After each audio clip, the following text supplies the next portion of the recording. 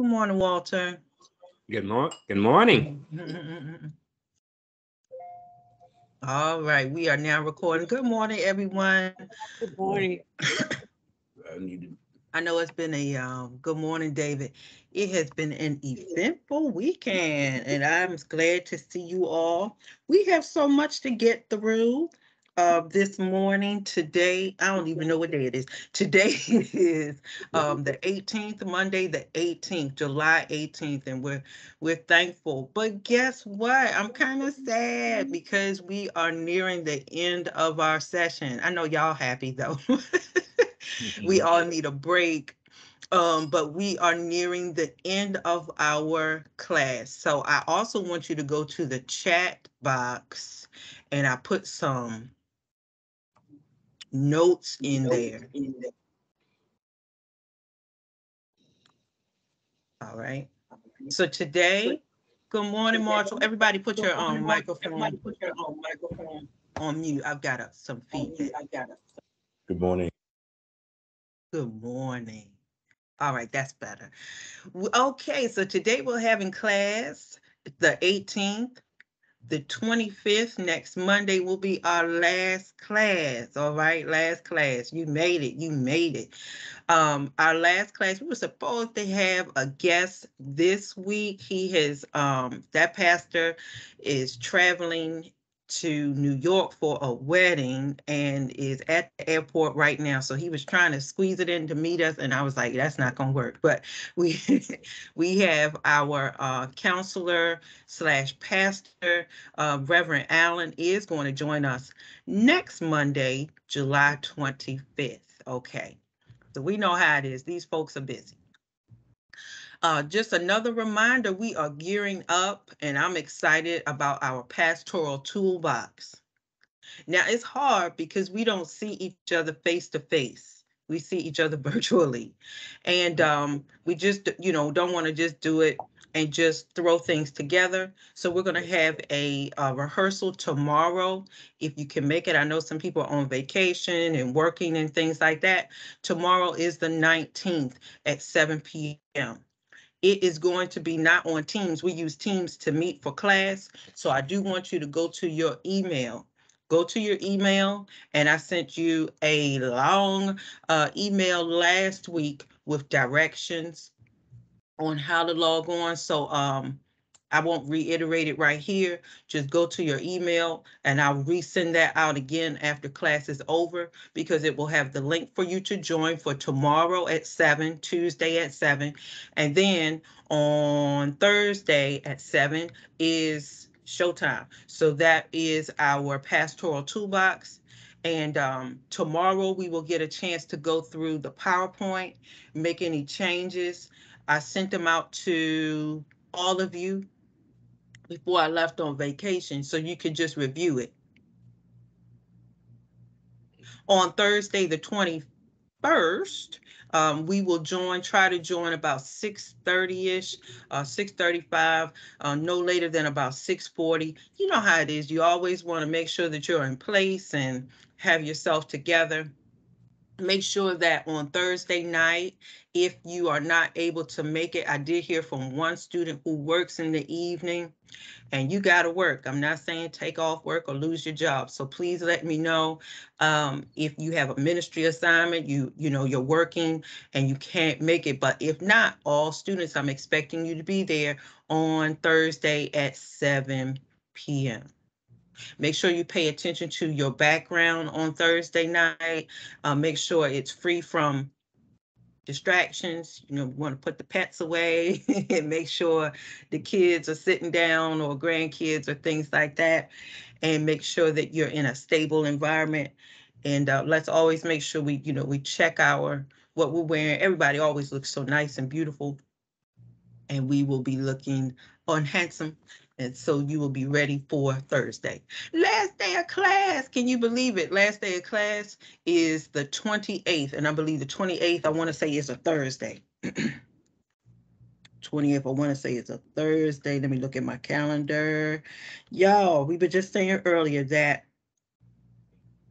This year is just about gone. Yes. So the 28th is Thursday. Next Thursday is our official last day of class. So there will be like a final exam period, right? And so that's from like, I want to say like August the 1st through the 4th. And you're going to be working on your final paper during that time. And let me talk to you about your final paper. Let's get caught up a little bit. Let me go to your class.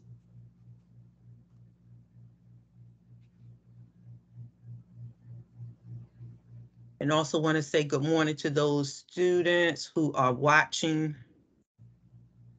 this as a recording. All right, y'all. So let's go down. Today is, of course, the 18th. This is Monday, the 18th. I do want to catch you up on a few things. Let me go back. Do want to catch you up on a few things. Go back. Hold on. All right. So I do want to remind you of this, that your pastoral ministry assignment, you had like a budget to do. That will be due on the 24th, July 24th. That is Sunday. So this week you're going to be catching up. Okay. So in this exercise, you're going to consult, if you would like, a pastor or a church leader to assist you. And your job will be to create a church budget. It's not always easy. So I was a little generous. A lot of churches don't have this much money, but I wanted you to be able to work with a little bit. Many churches do struggle to pay the bills. And I want you to imagine that you have a church, you're a pastor, and you have a church of about 500 people. Many churches don't have at least 500 or 500 active people, because so that is a dream. Let's say it's located in a big city like Atlanta. I want you to create a table or a spreadsheet with the following categories below. And I want you to imagine an operating budget of how you would budget this $1.5 million. A lot of folks don't even have that, but I want you to figure out how you would budget it. Think about such categories as income, how are you bringing in tithes or offerings, things that are coming into the church. How would you budget personnel? Who's getting a paycheck? Maybe you have band members, maybe you have a secretary or administrative assistant, should we say. Maybe you of course, are paying the pastor. Maybe you have a assistant pastor or something like that. And what would they get? Think about administration. What are operating expenses? What do you need to keep going? Facility and your equipment, utilities, your water, your gas, lights. Churches must carry insurance. Okay. You got to cut the grass and paint and those type of things. We also want to think about outreach. What are you going to do for the community? Maybe there's a back to school. I see a lot of churches now doing back to school bashes and things. After the last couple of years, we couldn't touch people. People are getting back out. Do you have any debt? Do you want to do any church expansion projects? And think about any direct ministry groups that you might have, maybe AA groups or youth groups, things like that. All right. So remember, once again, your practical ministry assignment is due on the 24th.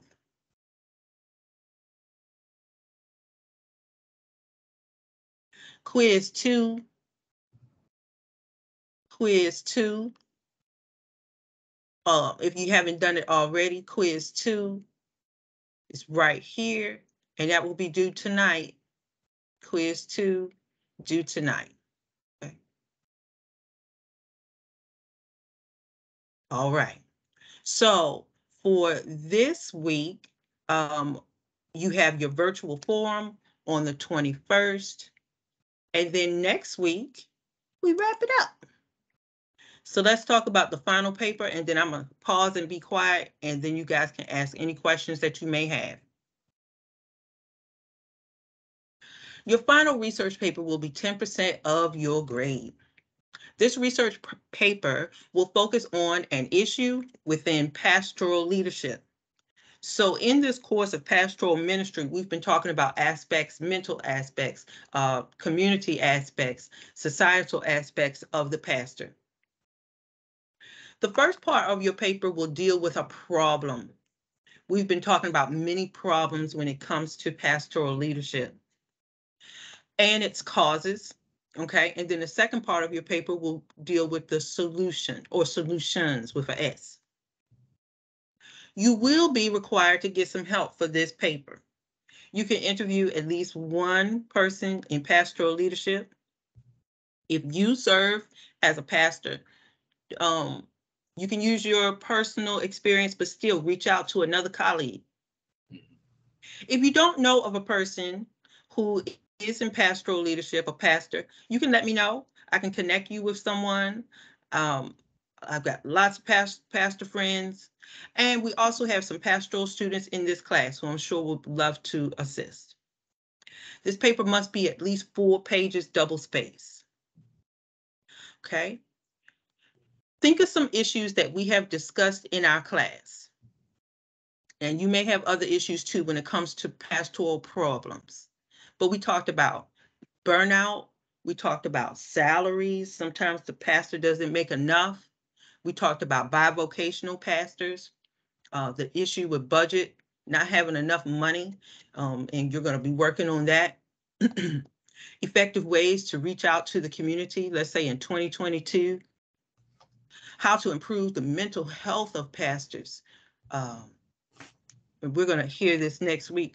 Unfortunately, many pastors don't know how to deal with their own mental health, their depression or anxiety. Uh, Sadly, some have turned to other ways to help alleviate it, which is not good. How to minister to families in the congregation, or maybe address why pastors are leaving the churches. Did you know that during the pandemic, even though some churches were closed, but I was reading an article that said that more churches closed during COVID and pastors left the pulpit. And that really just kind of stunned me. Really sad. But let's pause right here. I know I've been talking a lot. Any questions on final paper, your virtual forum on Thursday, your budget assignment, anything unclear?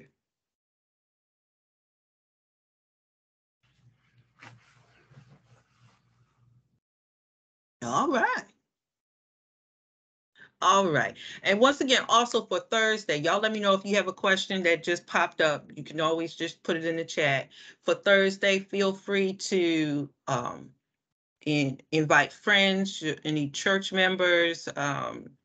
If you all are, like I have a district in my denomination, feel free to send it out and let people know what you are doing. And we're going to let people know what AMSC is doing as well in training leaders. All right. Well, if we don't have any questions, and remember, if something comes up, just let me know. We're going to jump into chapter 6. So if you have your book, pull out chapter 6. We're going to do some, we're going to talk about the family today. I am going to be looking over your discussions. Oh, I didn't post my notes. Last week's discussion, you were a pastor and you had a family that had some issues.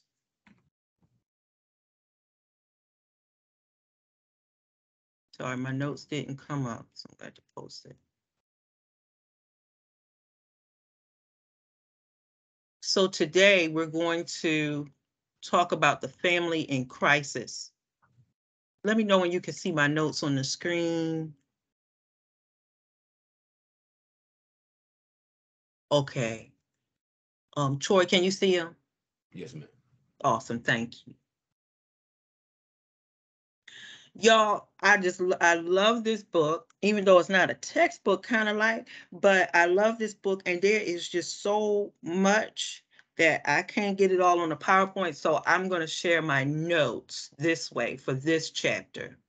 Dr. Proctor authors this chapter in The Pastor and the Family in Crisis. So we're in chapter 6, The Pastor and the Family in Crisis, starting on page 93. And I love this. Let's have a good discussion today. We're all part of a family, right? We have been thankful. We have been born into whatever families we have been born into. And we're also thankful and grateful. Maybe the Creator has allowed us to create families as well. But families have changed. Would you say that? Families have changed over the years. Yes. And I'm Dr. with. Proctor said, yes, Dr. Proctor says that we have experienced the loss of family, the loss of family. Let's just pause here and you can open your microphone and let's have a discussion. Let's discuss how families have changed in our lifetimes. No matter how old you are, um, I've seen changes, you've seen changes. Things are just not the same. For example, I'll share one.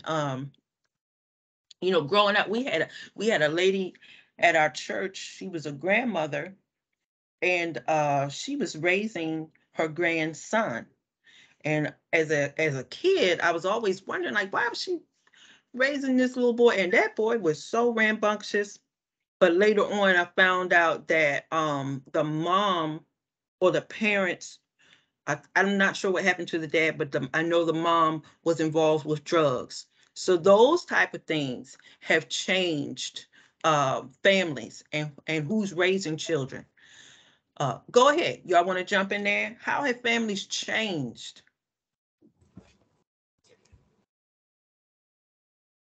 over your lifetime? Well, if no one else has a comment, I'll Go give some ahead, of my Walter. observations. Okay. My I actually grew up in the 50s and early 60s, and I one of the things that I noticed that has changed a lot, and I guess for the good right now. If a young lady got pregnant at that time, uh, and I grew up in a small town, the only way for her to survive was to move away to relatives. And I thought about that when you were talking about the young man that stayed with his grandmom. And so I've seen the change over the years to now. Uh, it went to the nuclear family. I guess that was, and then I saw a lot of the nuclear family too. But now there are a lot of single parent families. So yeah, I've seen a lot of change over the years. Thank you, Walter. That is a very good point. Thank you for sharing that. So, years ago, a young lady was shamed if she got pregnant and then ostracized. Nobody asked what happened to the young man, right? But that's another conversation. And then she was ostracized many times. The young lady had to go away. We've heard those stories happen in my family. The mom goes away and you come back with this baby. You don't see that in 2022. Um, anymore. Y'all go ahead. Anybody else want to share an observation? How have families changed? Yes, Miss Berry. Yeah. I I noticed down through the years that families have changed quite a bit. And Mm-mm. Uh-oh. Janice, say it again. Something happened. Are you still there? can you hear me? That's better. Go ahead. Start over. Yes, I said when I was growing up, like Walter, I grew up in a small town where everybody knew each other pretty much. My parents were in the house. My mom and dad was there, but I had friends that had one parent, either a mother or a father. And so in the neighborhood where I live, we had mostly what I was used to, a mother and a father being at home. But as the years went on, I noticed that there was more of an absence of the fathers in the home. Um, and more of the young women were raising the kids on their own, and that has just kept going. And it has gotten to the point now where women have to work. Back then my mom didn't work, so it's a lot of women going out in the home working now. So the family's changed from sitting down at the table having dinner together. um, Everybody is just on the run. Everybody's on the move now. So there's hardly any sit down time for families like in the days gone by. I noticed that. Very good. Um, Janice brought up our second point here on the screen. Families are not always comprised of a mother, a father, and their biological children, right? That's what Proctor calls the nuclear family. Nothing wrong with it. However, he says that yes, fewer children are growing up in the nuclear family. It just is what it is. Very good. Thank you, Janice. And also let me add that too, when she talked about the single parents. So let's say decades and decades ago, right? If there was a single parent, families stayed close. And when I say stayed close, you were in the same community. People didn't travel for jobs like we do now. Um, now you get a good job and your child might have moved to California, and by all means go go. But people stayed within that town, or maybe like I have relatives, they all live like on the same block. But many times the family stayed under one roof. And as Miss Janice was saying, now the single mom, she is educated, she can have her own house, and she's working and can support the children, things like that. So things have changed, where the single parent or single father may not need the support of their mom and dad. All right, anybody else want to jump in there? This Marshall Professor Professor. Barry? Oh, go ahead. Sure. All right, awesome. I hear two. I heard Marshall, and I think that was Glory. Yeah, I was going to say I remember all of that. The pregnant mom who at our church when I was about 12 or 13 was brought before the church and had to apologize to the church for getting Mhm. pregnant. Even then, I thought, where is the dad? Where is the father? And so we don't do that anymore. But we gone all the way to the other extreme, where it's nothing if someone has a baby and they're not married or are not even in a relationship with a young man. But Mhm. one of the things I think is that the village really raised the children when I grew up. If you did something wrong at school or at church, you got disciplined there and you got disciplined when you got home. So there was nowhere you could go where nobody was going to catch you. People that even didn't know you would say, stop that. But now you can't speak to children. You can't Oh, do that, and that's what's lost. And it takes a village to raise children. very good. Thank you, Gloria. Ooh, don't get me started. Yes, when the young lady had to come before the church, and ooh, that's rough. Yeah. Marshall. Yes, ma'am. Yes, ma'am. And so, mixed couple families, whether whatever race or whatever mixed couple race, and then this is the kicker here: same sex families raising children and coming to church. That's a kicker, and we have to pray about this thing, and you have to preach to them and teach to them as well. Very good. Thank you, Marshall, because that brings us down to you all are right on the outline. Very good. So Dr. Proctor says, and wait a minute, I want you to see when this book was written. Wait a minute. This copyright is 1996. So this is not like a 2022 book. But even though in 96 these things were still happening and on the rise. So Dr. Proctor knew that the nuclear family was changing. It was changing then and even much more changed now. So he says the nuclear family is kind of disappearing, where you have this a lady, a man, a mom, dad, and some children. And he says that yes, as Marshall says, the families could be comprised in your church of a same-sex parent. Maybe they any type of parent. Maybe they adopt children. Maybe they have their children through in vitro. There are so many different scenarios or things that can come to the pastor, or excuse me, come to the church in terms of family. So our families are changing, and it's interesting that Proctor said even in '96 to say that these are, as Marshall said, these are things that you just can't ignore, but have to find a way to minister to all. Let's talk about the pastor and the family, and I'm going to have some questions for us for discussion. So when the pastor is the leader, the shepherd, right? And the pastor has to be involved with families.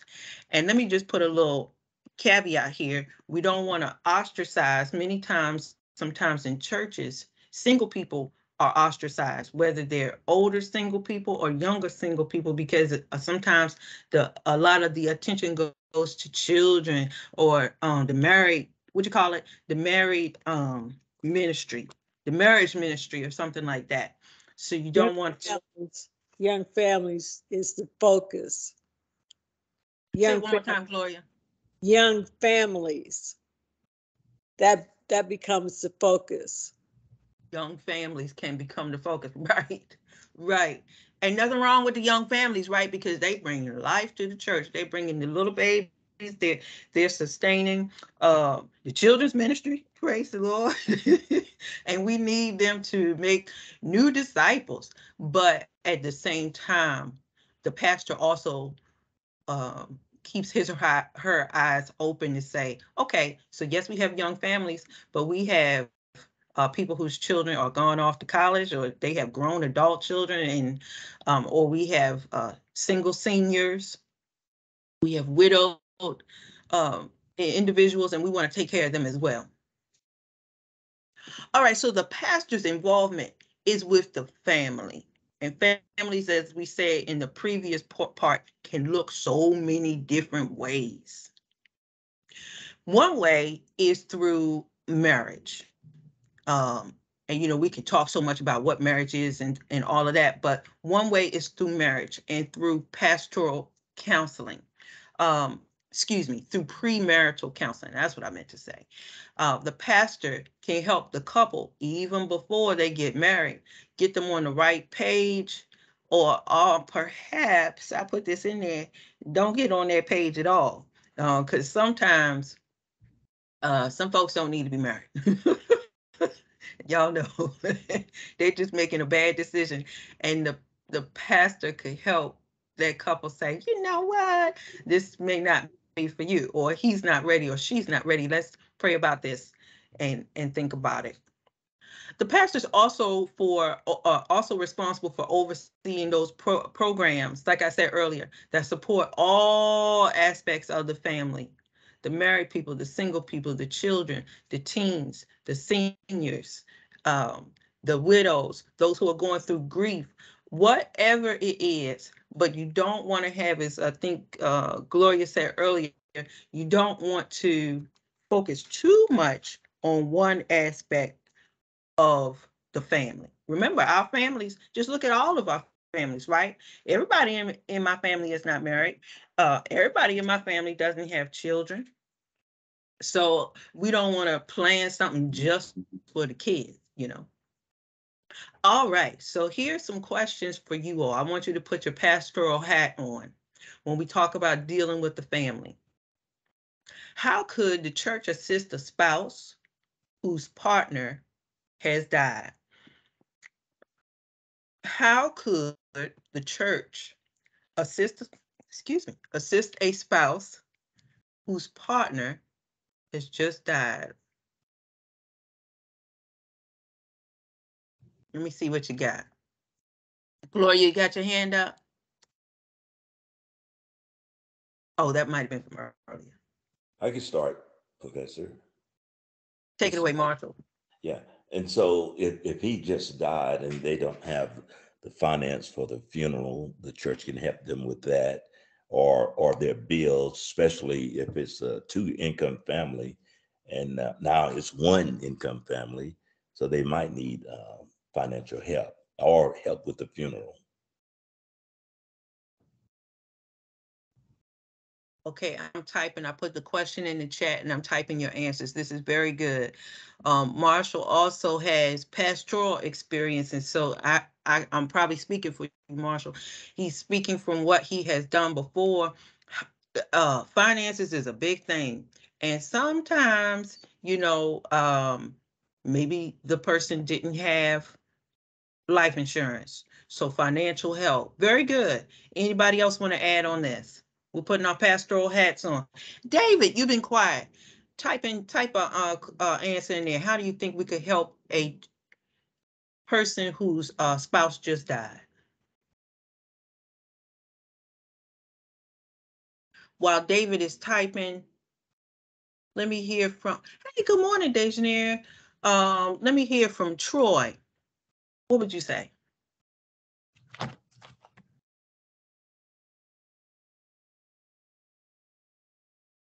Oh, Troy, you're on. You just muted yourself. Open it one more time. Yeah. How about now? Good. You can hear me?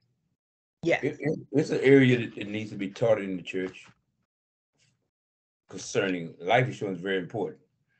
And I think if you have a family that cannot afford it, I believe as a church we could come together and formulate a plan to help them with life insurance. So if it does happen, we always have measures in place to prevent them from having to struggle. Life insurance is very important. I think something should be taught in churches. Just don't we shouldn't just assume everybody has it together. Then it's up to the individual whether or not. But I would teach it, and then I would help to assist in that area. We can come up with a program or something to help families with life insurance. So in the end, the church you want to have the struggle to try to come up with funds to bury someone. Very Because I've good. seen that happen. Yes, yes. So you're speaking from experience as well. Um, David, you could go ahead. I saw you typing, I think. Okay. Um, Let me tie this in with Marshall and Troy. This could be a whole program. So I put they establish a program, the financial help, yeah. And then Troy takes it a step further and says teaching on life insurance. So maybe it becomes a teaching, what's the word? A teaching series, a Bible study, a workshop, whatever you call it. Because sometimes people just don't know. Just depending on your congregation and the what they've been through, they just don't know. But what we gotta stop doing is begging for money to bury grandmama, and we could have got a policy. David said congregations do an incredible job of responding to families at the time of a death. Amen. Church members bring food to the home and to the funeral meal. Thank you for the food. Yes, we can attend the visitation and the funeral service and send sympathy cards. Very good. So physically being there. So the ministry of presence, physically being there with the family. And I know COVID really put, I'm not sure if anybody lost family members during that 2020, 21, even kind of earlier this year when the other COVID thing came around. It really put a strain on families because you couldn't be with people the way you wanted to. Um, Lee says the pastor and church can provide, all right, I like this here, spiritual and emotional support. What about some grief counseling? Mhm.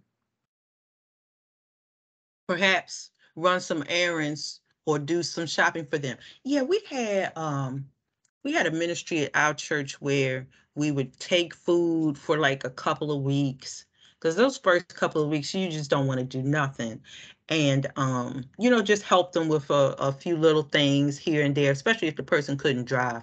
Very good, pastors. Let's go back to, I got another question for you. Here's my next question. Get y'all. Okay, I'm sorry. Janice said have someone follow up with the family because people are usually there in the beginning. Amen. Yes. So the church could follow up with them, let's say a couple weeks later, a month later, because when the family leaves and everybody's gone back home, it can be very isolating. Next question I have for you with pastor and family. Put your pastor hat back on. Next question is, how can the church support an abandoned young mother? How can the church support an abandoned young mother? Maybe this young lady has been put out. Maybe her family is not supportive. That's a hard one. What you say? How can the church support an abandoned young mom? Let's see, who haven't I heard from? Dejanere, what do you think?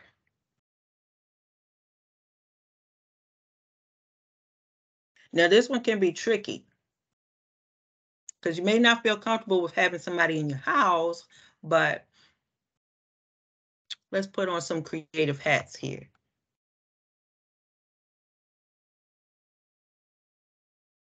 And if you're not able to talk, you could put it in the chat. Anybody have any suggestions? How can we support an abandoned young mom? I'm gonna put one in there.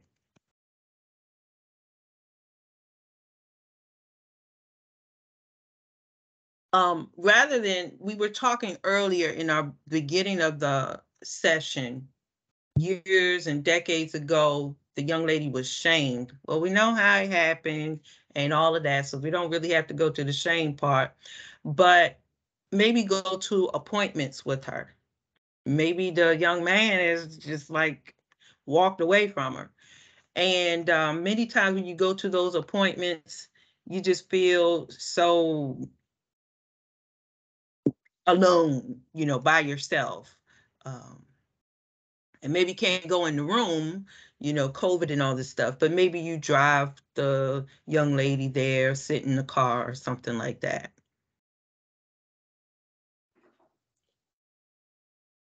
Professor, one way that we could do it is make sure she have a place to stay, make sure she have food for her children, and if it's long term, make sure that we can give her employment or find employment for her. Good. That's good. That's good. So if this person can work, age where they can work, looking at her skills and saying, what can you do? Oh, well, guess what? What do you want to do? I know you may not be licensed to be a teacher right now, but maybe you can start working at the daycare center or something like that, Very good. All right. Gloria says, help her see that this child is a blessing. All right. And so that could be in the area of counseling as well, helping her with her mindset. Okay. Helping her with her mindset. All right. You all did very good working with the family there. Let's talk a little bit more about, let me fast forward. Oh, I had one, hold on, one more.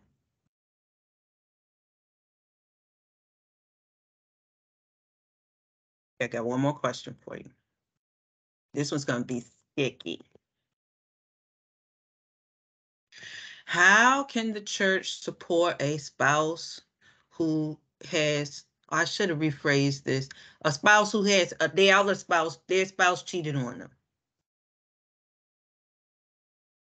How can the church support a spouse who has cheated on them? So when we go to the end of this chapter, Proctor talks about virtues that should be in the family or in a marriage, and fidelity is one of them.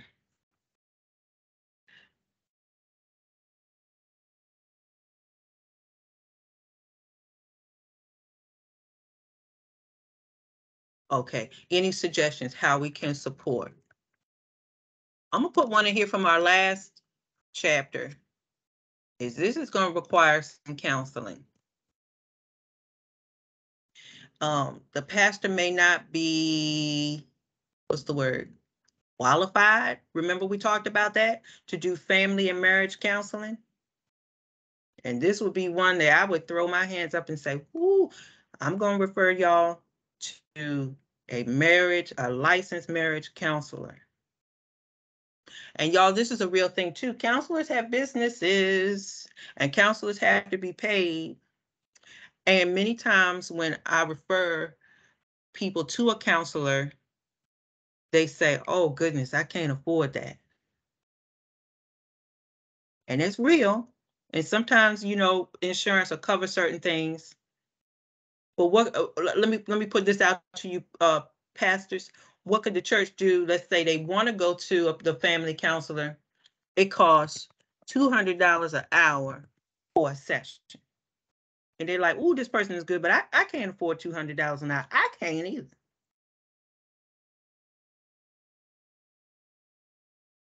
Could we assist somehow?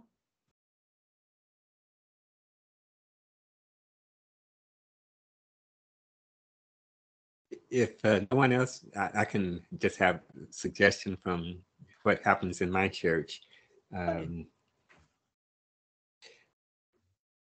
There, I've not actually. Our church counselor, she's a minister, but she's also a counselor. So one of the things from what you just brought up, if you know a minister, even if it's not in your same church, that can help with marriage counseling, refer them to the churches, because our church doesn't charge for counseling of that type, as long as it's in the church setting. So that would be one thing I could suggest you do. If you know a counselor or pastor at another church, or someone, just refer them that way, and that should help with the calls for counseling sessions. Very good. Very good. That's awesome to have, having counselors on hand.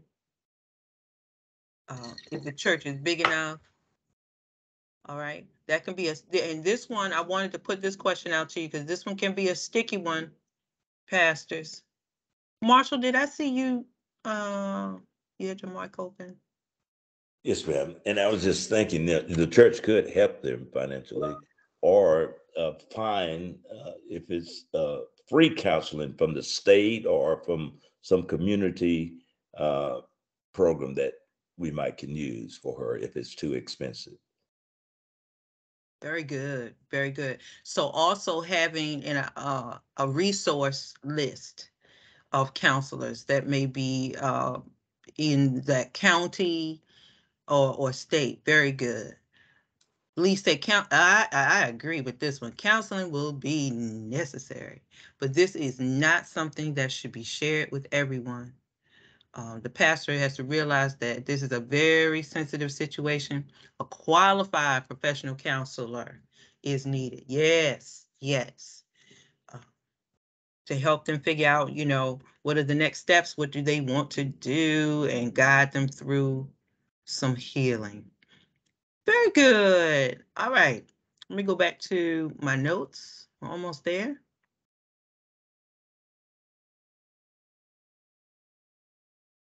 All right. Dr. Proctor says that the home is a continual challenge. And when we say the home, not your physical house, because it can always be a challenge, right? And looking around, there's always something that breaks and all of that. But the home, meaning the family, no matter how it is comprised, whether we are taking care of seniors or we are ill ourselves, trying to navigate through divorces or marriages, raising children or grandchildren, there's always some type of challenge.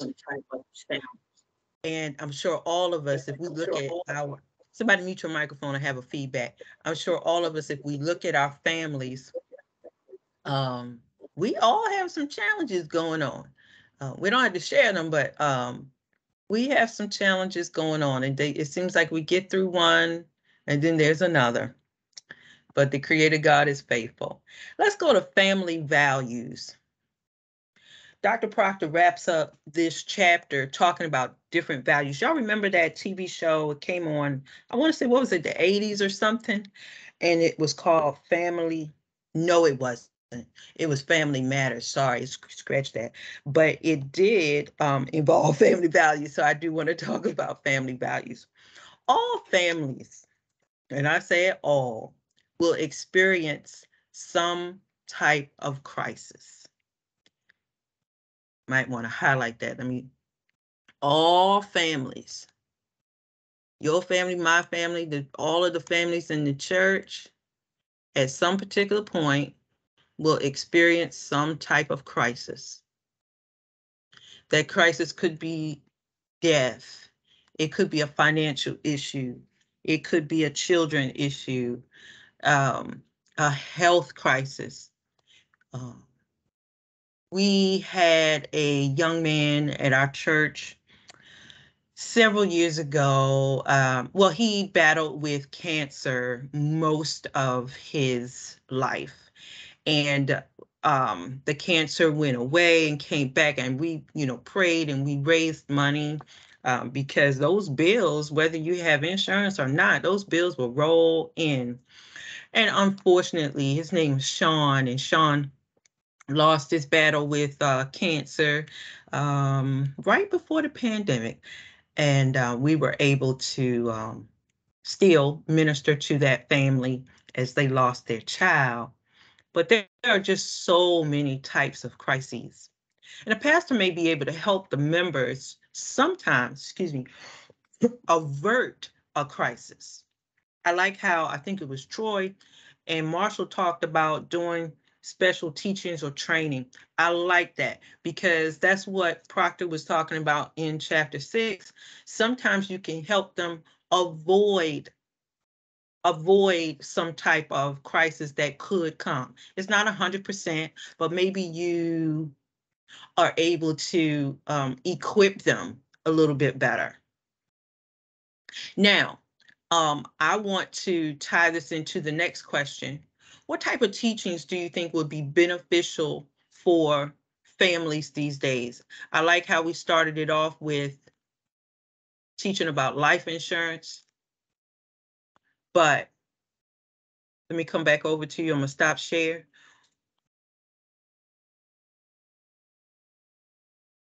Okay, pastors, what type of teachings, a workshop, a Bible study, a Zoom, whatever, would be beneficial for families? Remember, families can look all kind of ways. All right, thank you. Gloria gave 2, debt. Let me deal with the debt. We are in so much debt in our communities. It's ridiculous. So maybe teaching about credit cards, teaching about your credit score, buying homes. Got to get our home ownership up. Those type of things. That's awesome. And then she talks about marriage. That would be great as well. Understanding whether, guess what? Whether the person has not been married before, or maybe they have been married and it just didn't work out. Maybe they're thinking, you know what, I might want to get back in there again, but I'm just not sure. That would be good as well. Time management. We have 24 little hours, and it just seems like it is not enough. Self-worth. Oh my goodness, yes. That would be awesome. And you could tie that into scriptures, but I think Mr. Lee, we could break that into maybe a session for children and teenagers. Let's say children and teenagers separate because they're different ages. And also for our adult folks. So sometimes, I don't care what age you are, sometimes we feel like, I want to start this business, but I don't know, and just not believing in ourselves. Thank you, Gloria. Yes, debt contributes to family problems. It sure does. You know what? And let me tie this on to Gloria. Gloria's a project of teaching about debt. And somebody said earlier about helping a family out with finances. I think that was Marshall. But we've had this situation several times, and nobody knows, the 100% of anybody's financial makeup. Is many times we have had families come and say, hey, I need help with my lights or my gas bill, or I'm being put out because I can't pay my rent or whatever. I know my pastor was going to do a thing with that. I'm going to share this with y'all. The person needed assistance with a mortgage, and that number on that mortgage was astronomical. Troy is like, So my pastor at the time, this happened several years ago, was like, how in the world is this person affording this mortgage? I'm going to just say the mortgage was, I'm going to just make a number, 3,000. That's a lot.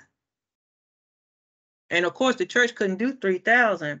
And so it became, as he started to minister to the person, it became a larger issue.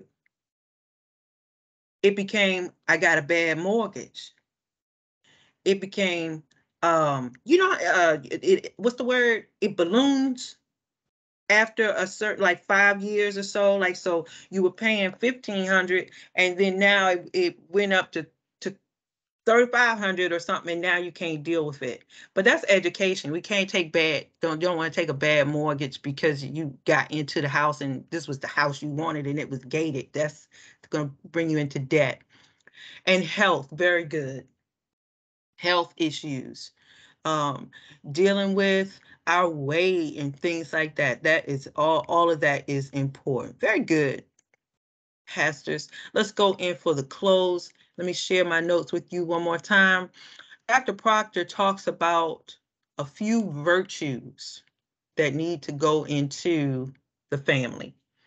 Personal integrity. He talks about if you're going to get married or if you're going to be in a relationship, not necessarily married all the way, sometimes people don't share all of their information. Who are you really? Maybe you had some debt and you didn't tell this person about it. And sometimes that debt, let's say, for example, lots of us, myself included, have a lot of school loan debt. And maybe that brings some issues in terms of finances. And so Dr. Proctor says, share all your pertinent information. Dr. Proctor says that there should be fairness in relationships. Looking at the relationship and seeing what's fair in terms of finances, according to those people, chores, children, making sure that we have patience and compassion. He talks about having love, forgiveness. That's not an easy one. Sacrifice and courage. But I do want to deal with these two things here. We talked about fidelity or infidelity in one of our questions earlier, and Dr. Proctor talks about that infidelity causes more breakups and divorce. And I like how you all in some of your sessions said, in your imaginary sessions, that if we were to teach on the sanctity of marriage and things like that, that may help the husband and wife understand how sacred this is. But before we leave this morning, I want to talk about hope. And Dr. Proctor says that hope is something that people are really losing, whether it's a relationship or something going on in the family. But he did focus in on marriages. And he said sometimes folks lose hope that the marriage will get better. And he really did just talk about hope in general, not necessarily a marriage. And he said, sadly in our community, he did focus in on Black community, that we are really lacking hope in our community. We're lacking it because he said, you turn on the news and it's sad. You turn on the news and somebody's shot. Lord, y'all, somebody else go to shooting at some mall yesterday. It's so easy to lose hope. And so pastors have a special challenge, Dr. Proctor says, to encourage people, to give them hope when they feel that they can't do it, to give them hope, to show them how far a particular group has come. Let me come back to hope. Troy said, I saw your message. Pastor, excuse me, calling myself Pastor, Professor, is it always good to help financially when people are not responsible? And I say, no, it is not, because the church doesn't want to become a Santa Claus or a crutch to those who are not being fiscally responsible. That's what I was bringing up with that person who had the bad mortgage. That house was too much for that person. They weren't making enough to support a 3,000 plus note. It's too much. Just too much. And if you were making it like that, if you, ooh, I can't even imagine it. That's a big note for me. But if you were making it like that, that person needs to have some savings set aside. Very good, Troy. But as we end right here, talking about hope, I was listening to my daughter. She's 20, she'll be 21 in October. And we were just chatting in the car, and she said, she said, Ma, I want to go to a wedding. And I said, you want to go to a wedding? I said, what are you talking about? She said, nobody's getting married. And she was talking about, well, her friends are too young to be getting married. They don't need to be getting married. But she was just talking about her generation doesn't really have a lot of hope in marriages. And she said, I don't know. She said, a lot of people they just don't talk about it. And I said, wow. I said, that's really deep. And when we talk about hope, Dr. Proctor brought that up in that chapter, instilling that there is hope, that whether there's a regular relationship or the person wants to get married, that it can be successful and that it can work. But maybe we need to empower our folks with some more tools that might help. All right. I'm going to stop talking. Any questions? Anybody want to put any comments, observations?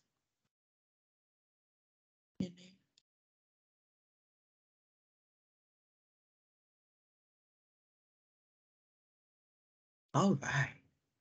This was a fruitful discussion. So, good. Yes, Janice, this was a great discussion. All right. Tomorrow, I know I'm going to get on your nerves this week, but it'll be over. We will join Tuesday night at 7 for a quick run through. So we'll go through the PowerPoint, we'll make changes, we'll act like we're presenting. And then on Thursday at 7, we'll join again for our virtual forum. And then I won't bother you no more, okay? All right. Any questions for me? All righty. You all have a good week. I'll see you tomorrow. You Thank you. too. Thanks. You have a great one.